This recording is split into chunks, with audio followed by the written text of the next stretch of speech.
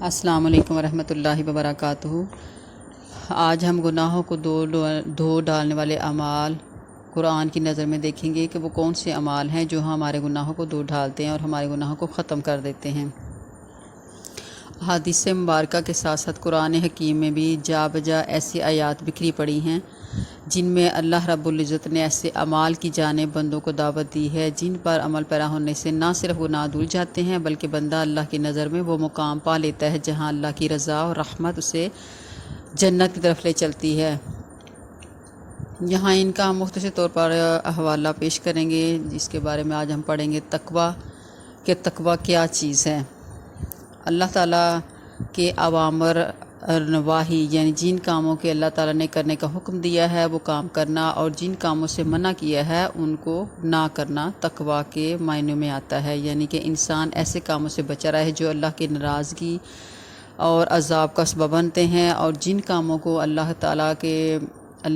کی رضا کے لیے کیا جائے وہ کام کرنے سے اللہ تعالیٰ خوش ہو جاتے ہیں۔ کتابوں میں بکھرے ہوئے اور تمام اقوال کو سامنے رکھا جائے تو بندہ اس نتیجے پر پہنچتا ہے کہ تقویٰ در حقیقت شوق اور ڈر کے درمیان کام کرنے کا نام ہے، یعنی ہر وقت اللہ کی رضا کے شوق میں ایسے کاموں میں رغبت رکھے جن سے اللہ راضی ہوتا ہے، اور ایسے کام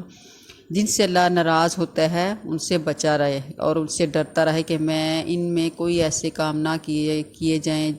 نہ ایسی کوتاہی ہو جائے کہ دن اور رات میں کہ ہم ایسا کوئی کام کریں جو کہ اللہ تعالیٰ کی ناراضگی کا باعث بنے۔ تو اس لیے جب یہ کیفیت انسان میں جب یہ شوق اور اس کے درمیان اعمال کرتے ہوئے انسان گزارتا ہے نا کہ جب وہ کام کرے گا تو اللہ ناراض ہوگا اور یہ کام کرنے سے اللہ خوش ہوتا ہے، تو جب یہ کیفیت انسان کے اندر طاری ہو جاتی ہے تو وہ انسان برے کام سے بچتا اور اپنا محاسبہ کرتا رہتا ہے۔ دیکھیے کہ نبی کریم صلی اللہ علیہ وسلم نے ہمیں خود چند ان کے بارے میں بہت سے قرآن و حدیث سے ایسے بہت سے کام بتائے ہیں اور ایسی بہت سی حدیث ہیں کہ انسان کیسے تقویٰ حاصل کر سکتا ہے، کہ تقویٰ اصل میں ہے کیا چیز۔ گناہوں کو دھو ڈالنے والے اعمال میں سب سے بڑا عمل جو ہے وہ تقویٰ ہے۔ اس ضمن میں ہم قرآن آیات سے اس کی وضاحت کرتے ہیں کہ ایک جگہ پہ ہے کہ وَمَن يَتَّقِ اللَّهَ يَجْعَل لَّهُ مِنْ أَمْرِهِ يُسْرًا ذَلِكَ أَمْرُ اللَّهِ أَنزَلَهُ وَإِلَيْكُمْ وَمَن يَتَّقِ اللَّهَ يُكَفِّرْ عَنْهُ سَيِّئَاتِهِ وَيُعْظِمْ لَهُ أَجْرًا، یعنی کہ جس کا ترجمہ یہ ہے کہ اللہ تعالیٰ کہ جو شخص بھی اللہ تعالیٰ سے ڈرے گا اللہ اس کے ہر کام میں آسانی کر دے گا۔ یہ اللہ کا حکم ہے جو اس نے تمہارے پاس بھیجا ہے، اور جو شخص اللہ سے ڈرے گا اللہ اس کے گناہ دور کر دے گا اور اسے بڑا اجر دے گا۔ اسی طرح دوسرے آیات میں بتایا گیا کہ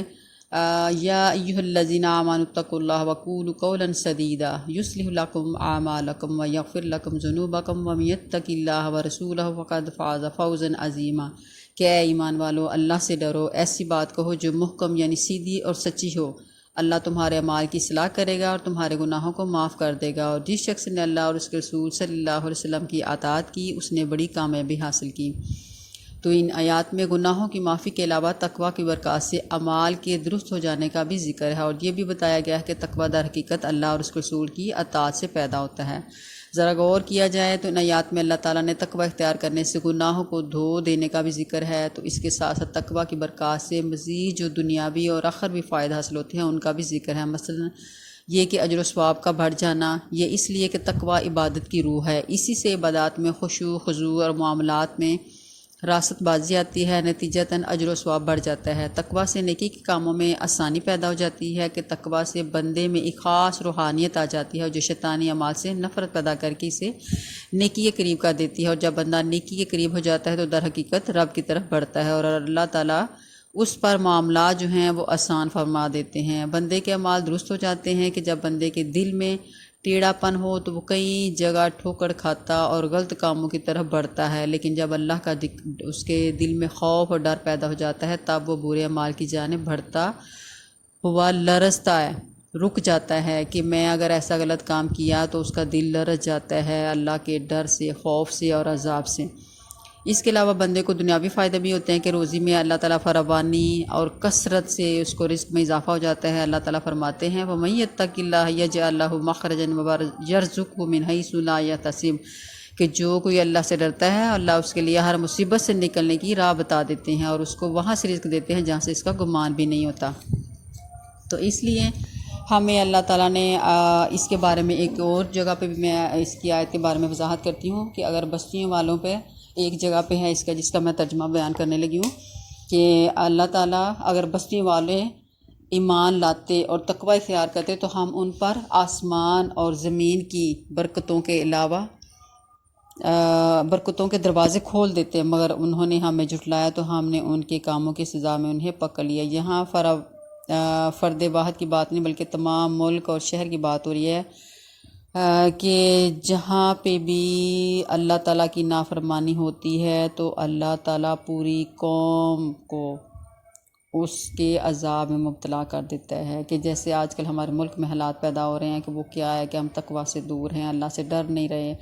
ہر وقت ایک دوسرے کی قتل و غارت ہو رہی ہے، ہر گھر میں افراتفری مچی ہوئی ہے، نہ کوئی سکون ہے، نہ ذہنی، نہ کاروبار بند، ہر طرف سے کاروبار بند ہے۔ اس لیے اللہ تعالیٰ نے ہمیں تقوی کے بار بار تقوی کی طرف لانے کی